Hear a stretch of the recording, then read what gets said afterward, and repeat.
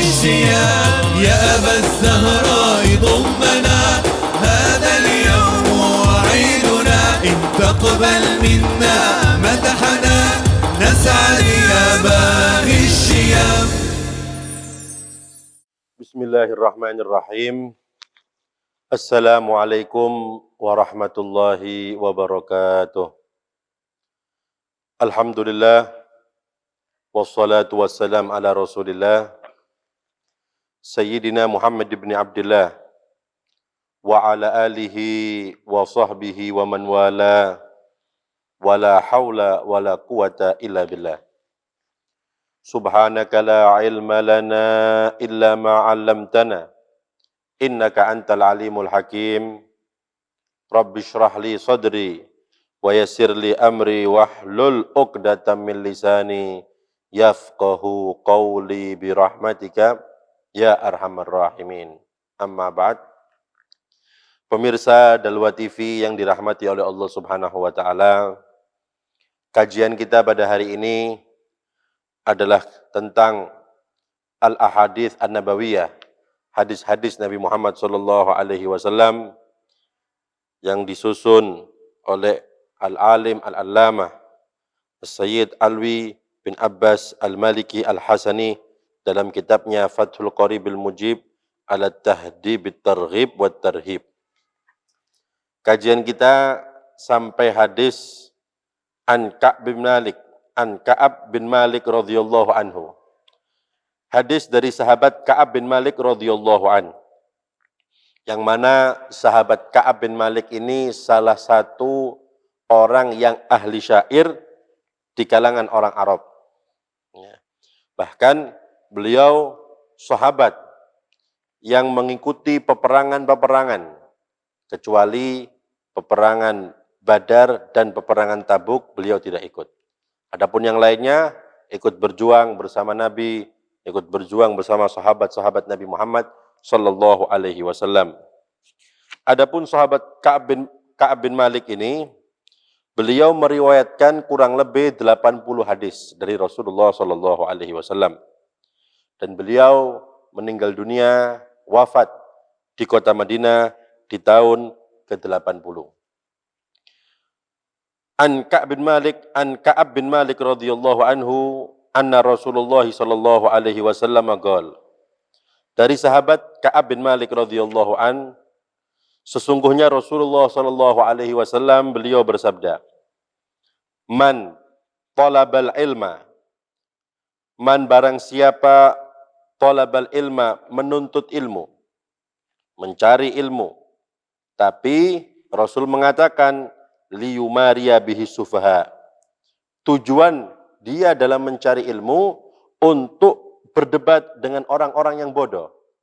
Makna yumaria ay liyujadila. Untuk berdebat dengan orang-orang yang tidak mengetahui. Supaya terkesan dia ini orang pinter, orang alim. Ya.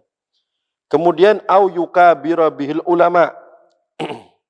Atau orang mencari ilmu, menuntut ilmu untuk bermunadharah, untuk berdiskusi dengan para ulama. Yang mana tujuan berdiskusinya orang tersebut ini supaya ulama-ulama yang lain mengetahui keilmuannya orang tersebut. Jadi dia belajar ilmu untuk supaya ulama-ulama tahu bahwasanya dirinya juga ulama, maksudnya dirinya juga mengetahui tentang syariat-syariat Nabi Muhammad sallallahu alaihi wasallam. Au yasrifa bihi wujuhan nas, atau dia belajar ilmu agama untuk mencari perhatian manusia. Au yasrifa bihi wujuhan nas ilaihi. Orang tersebut belajar ilmu agama untuk mencari perhatian manusia. Mungkin kalau umpamanya di kampungnya supaya dihormati, kalau ada acara supaya ditaruh di depan, atau supaya orang-orang mencium tangannya, atau mendapatkan kedudukan di sisi manusia. Maka Rasulullah SAW mengatakan kriteria-kriteria orang tersebut, yang mana yang pertama, belajar ilmu agama. Akan tetapi tujuannya untuk berdebat dengan orang-orang yang tidak mengetahui. Atau yang kedua, untuk membanggakan diri, menampakkan ilmunya di kalangan para ulama. Atau untuk mencari perhatian manusia, maka Nabi Muhammad SAW beliau mengatakan, adkhalahullahu nar. Maka Allah Subhanahu wa taala akan memasukkan orang tersebut ke dalam api neraka. Rawahu Tirmidzi, hadis diriwayatkan oleh Imam Tirmidzi. Dan hadis ini sebagai pelajaran bagi kita bahwasanya hati-hati dalam yang namanya riya. Karena kalau kita simpulkan, ketika orang berdebat dengan menampakkan ilmunya kepada orang yang tidak tahu, tujuannya riya, supaya dipuji, ya.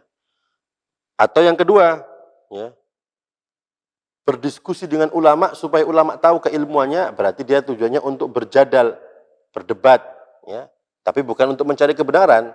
Berdebatnya untuk supaya orang tahu atas keilmuannya, ya. Atau belajar ilmu agama bukan karena Allah Subhanahu wa taala. Maka niat-niat yang seperti ini bisa menjadikan orang tersebut masuk ke dalam nerakanya Allah Subhanahu wa taala. Maka kita jadikan pelajaran para pemirsa yang dirahmati oleh Allah Subhanahu wa taala. Belajar ilmu agama itu pekerjaan yang luar biasa. Pahalanya banyak, ya. Dijanjikan derajat yang tinggi oleh Nabi Muhammad SAW. Tapi kapan seseorang belajar ilmu agama memiliki niat-niat yang salah, niat-niat yang tidak benar, maka tidak ada artinya orang yang belajar ilmu agama tersebut.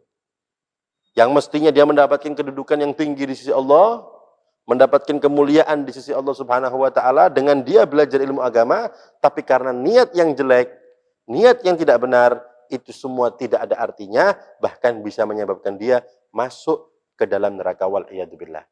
Oleh karenanya kita harus demikian.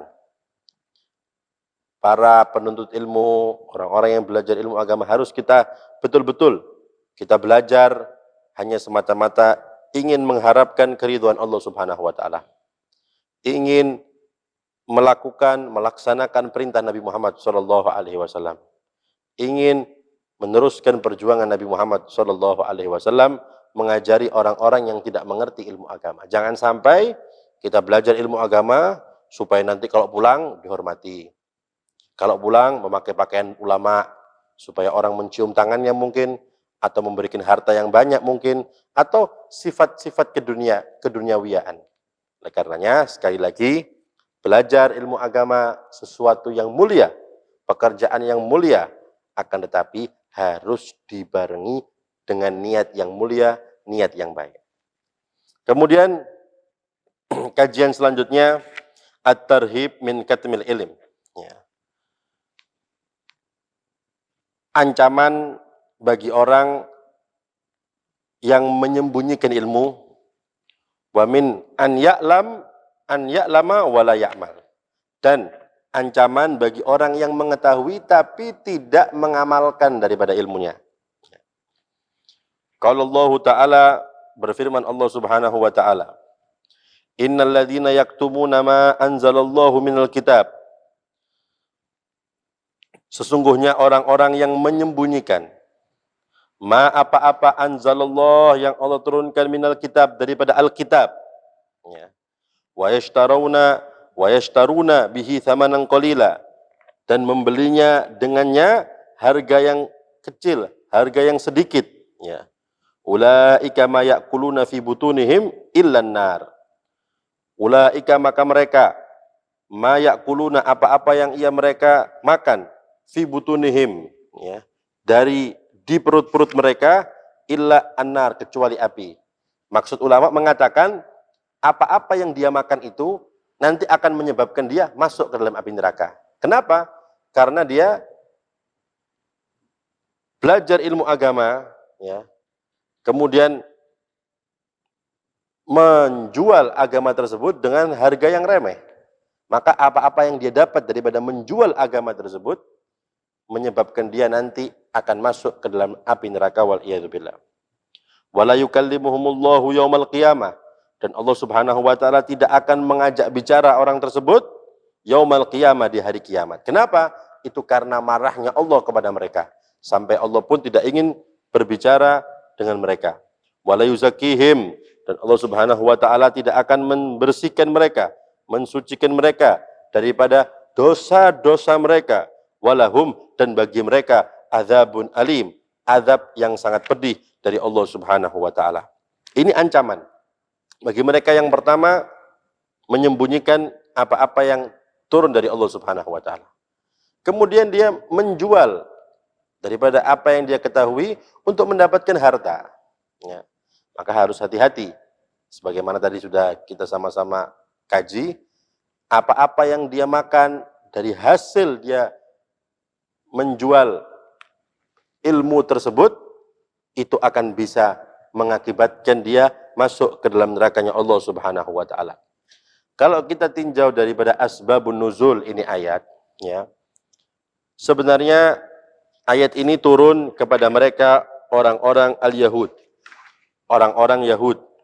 Yang mana orang-orang Yahud itu menyembunyikan sifat Nabi Muhammad SAW yang sudah dijelaskan dalam kitab At-Taurat.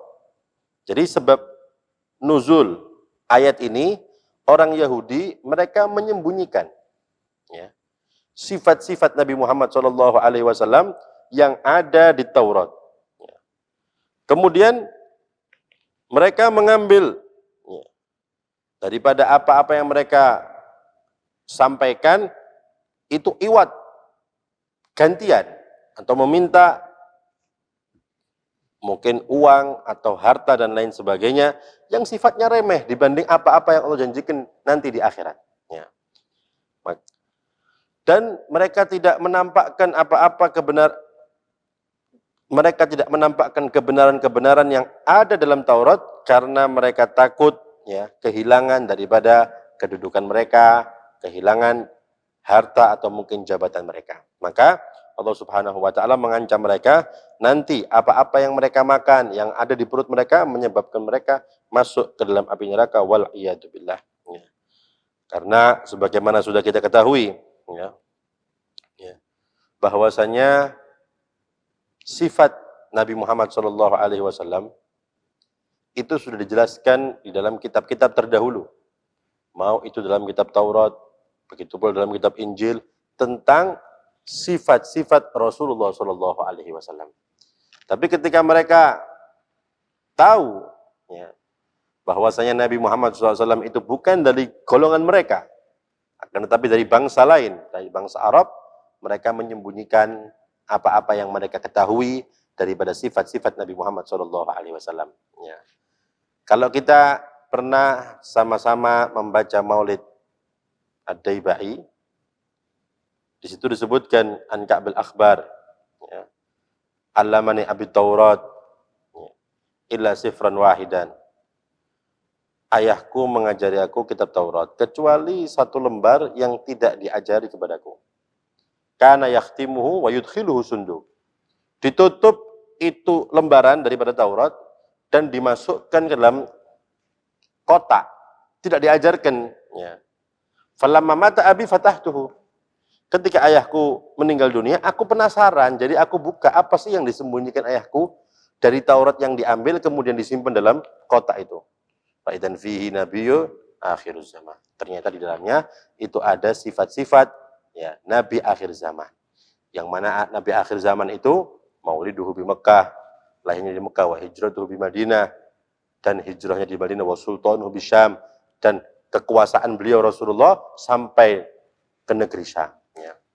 Sampai yang dijelaskan oleh kitab Maulid Ad-Daibai. Intinya bahwasanya Rasulullah SAW, sifat-sifat beliau sudah disebutkan dalam kitab-kitab terdahulu. Akan tetapi mereka ulama al-Yahud menyembunyikan sifat-sifat Nabi Muhammad SAW sehingga mereka termasuk katmul ilm, menyembunyikan ilmu yang nanti akan diadab oleh Allah Subhanahu wa taala di neraka, wal iyadu billah. Meskipun ini ayat sebab nuzulnya kepada ulama ul-Yahud, tapi al-ibratu bi umumil lafaz, ya. Tapi yang dianggap ibrahnya adalah keumuman daripada lafaz tersebut. Maka siapapun ulama, meskipun di zaman ulama Nabi Muhammad SAW ketika ia menyembunyikan ilmu yang mereka ketahui, hak yang mereka ketahui tidak disampaikan, maka dampaknya akan sama seperti mereka orang-orang ulama-ulama al-Yahud wal-iyadzubillah. Kemudian an Abi Hurairah radhiyallahu an, dari sahabat Abu Hurairah radhiyallahu an, hadis diriwayatkan oleh sahabat Abu Hurairah radhiyallahu an. Anna Rasulullah sallallahu alaihi wasallam, bahwasanya Rasulullah sallallahu alaihi wasallam qala, beliau bersabda, man barang siapa suila ditanya an ilmin, dari satu ilmu, fakatamahu, kemudian ia menyembunyikan ilmu tersebut. Ditanya padahal dia tahu tapi tidak menyampaikan ilmu tersebut, maka uljima yaumal qiyamati bilijamin minan nar, nanti akan dikekang yaumal qiyamah, di hari kiamat, bilijamin, dengan ikatan, dengan kengkangan, minna, dari api neraka. Lijam itu sesuatu yang ditaruh di mulut kuda, ya. Tapi maksudnya hadis ini bahwasanya barang siapa yang ditanya tentang ilmu, kemudian ia tidak menyampaikannya, menyembunyikannya, maka nanti akan dibelenggu, ya, dikengkang oleh Allah Subhanahu wa taala di hari kiamat dari api neraka, dari tali yang membelenggunya, yang mengikatnya daripada api neraka, wal a'yadzubillah. Kemudian akhrajahu Abu Dawud wa Tirmidzi wa ghairuhuma. Hadis ini ditakhrij oleh Imam Abu Dawud dan Imam Tirmidzi dan selain keduanya. Wa akhraja Muslimun wa ghairuhu, dan mentakhrij Imam Muslim dan selain Imam Muslim. Annahu sallallahu alaihi wasallam kana yaqul, adanya Rasulullah sallallahu alaihi wasallam, beliau bersabda, Allahumma, ya Allah, inni, sesungguhnya aku, a'udzubika, meminta perlindungan denganmu ya Allah, min ilmin la yanfa, dari ilmu yang tidak manfaat, kata Rasulullah SAW. Ya. Kemudian wa min qalbin la yakhsha, dan dari hati yang tidak khusyuk, ya. Hati yang tidak merendahkan diri. Ya. Wa min ad'iyatin, dan dari doa-doa la yustajabu laha, yang tidak dikabulkan oleh Allah Subhanahu wa taala dari doa-doa tersebut. Ini doa Nabi Muhammad sallallahu alaihi wasallam, ya, yang perlu kita praktekkan, yang perlu kita amalkan. Dan sebagai pelajaran bagi kita, Nabi saja berhati-hati, ya, supaya ilmu beliau itu bermanfaat. Tentunya ucapan Nabi ini sebagai pelajaran bagi kita. Adapun Nabi Muhammad sallallahu alaihi wasallam sudah tidak kita ragukan lagi, ya, ilmu beliau manfaat karena yang mendidik beliau langsung Allah Subhanahu wa taala. Adabani Rabbi fa ahsana ta'dibi, kata Rasulullah. Yang mendidik aku langsung Allah Subhanahu wa taala, maka menjadi baik pendidikanku karena sebab dididik langsung oleh Allah Subhanahu wa taala. Doa Nabi semacam ini itu pelajaran bagi kita umatnya, supaya kita berhati-hati, ya, untuk belajar ilmu agama, supaya ilmu yang kita dapat adalah ilmu yang bermanfaat, dan supaya kita menjadi orang yang rendah diri, yang tawadhu, tidak sombong, ya. Dan beliau juga meminta kepada Allah supaya dijauhkan daripada doa-doa yang tidak dikabulkan. Para pemirsa Darawal TV yang dirahmati oleh Allah Subhanahu wa taala, ya. Adapun selanjutnya beliau menjelaskan kepada kita tentang at-targhib, motivasi fi ikrami ahlil ilmi, dalam memuliakan ulama, warifqi bil muta'allimin, dan berlembah lembut kepada orang-orang yang belajar. Motivasi untuk kita selalu hormat kepada ulama, ya. Karena apa? Karena ulama itu digambarkan oleh Rasulullah sallallahu alaihi wasallam adalah sebagai penerang bagi umat Nabi Muhammad sallallahu alaihi wasallam. Ya. Suatu ketika Rasulullah sallallahu alaihi wasallam itu bertanya dengan malaikat Jibril alaihissalam. Ya. Beliau bertanya kepada malaikat Jibril alaihissalam tentang siapa itu ulama. Ya. Wahai Jibril, siapa sih para ulama itu? Itu pertanyaan Nabi kepada malaikat Jibril. Kemudian dijawab oleh malaikat Jibril, hum suruju ummatika fid dunya wal akhirah. Mereka, wahai Muhammad, adalah penerang, damar bagi umatmu di dunia dan di akhirat. Ya. Makanya kenapa kita dianjurkan, diperintahkan untuk menghormati ulama? Karena para ulama itu ibarat penerang bagi kita. Penerang di dunia dan penerang nanti di akhirat. Fatuba liman ahabbahum. Fatuba liman arafahum wa ahabbahum. Maka alangkah beruntungnya bagi mereka yang mengetahui kadar ulama, mencintai ulama. Wal wailu liman abghadhum. Ya. Maka celaka bagi mereka yang man abghadhum wa ankarahum. Orang yang benci dengan mereka dan mengingkari para ulama. Jadi, ulama itu penerang para hadirin rahimakumullah. Makanya kita juga dianjurkan untuk selalu mendekatkan diri dengan ulama. Karena kita lihat orang ketika dia berjalan bersama penerang, bersama lampu, maka dia akan selamat daripada kesesatan jalan ini. Kita contohkan saja ya.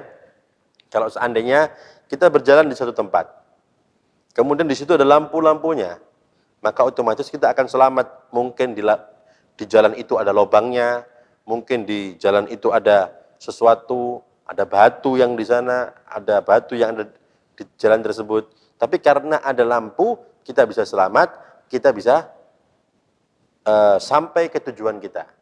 Tapi sebaliknya, orang yang berjalan tanpa ada penerang, ada lampu, maka otomatis mungkin dia bisa kesasar, mungkin dia bisa jatuh, mungkin dia bisa masuk lubang yang dia tidak ketahui. Makanya ulama itu digambarkan sebagai lampu oleh Rasulullah SAW. Untuk apa? Untuk menerangi perjalanan kita di dunia sampai perjalanan kita nanti di akhirat. Bayangkan. Makanya kita tidak boleh jauh-jauh daripada ulama. Harus selalu dekat dengan ulama supaya kita menjadi orang yang selamat. Ya. Kita lihat hadis Rasulullah SAW tadi ini yang disampaikan menjawab pertanyaan Rasulullah dari malaikat Jibril. Malaikat Jibril menjawab pertanyaan Rasulullah, mengatakan bahwasannya ulama itu adalah penerang bagi umatmu di dunia dan penerang bagi umatmu di akhirat. Di dunia kita butuh ulama, ya. Butuh kita ulama untuk kita bertanya tentang hukum-hukum syariat, untuk bertanya bagaimana cara kita menyelesaikan masalah-masalah dengan cara-cara yang diajarkan oleh Nabi Muhammad SAW. Bagaimana kita mengatasi problematika kehidupan kita, tentunya kita butuh ulama. Jadi di dunia kita butuh ulama. Tidak cukup di dunia, ketika nanti di hari kiamat kita juga butuh ulama. Untuk apa? Mendapatkan syafaat dari mereka. Karena Rasulullah SAW beliau mengatakan, yashfa'u yaumal qiyamati thalathatun. Nanti di hari kiamat yang bisa memberikan syafaat 3 golongan. Al-anbiya, yang pertama anbiya. Tsummal ulama, kemudian para ulama. Tsumma syuhada, kemudian orang-orang yang mati syahid di jalan Allah Subhanahu wa taala. Berarti di dunia kita butuh ulama.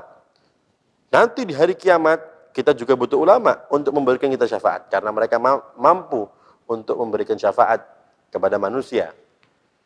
Bahkan tidak sampai di situ para hadirin. Di surga pun kita ini butuh ulama. Ya. Seperti yang diucapkan oleh, kalau tidak salah, sahabat Mu'adz bin Jabal radhiyallahu an.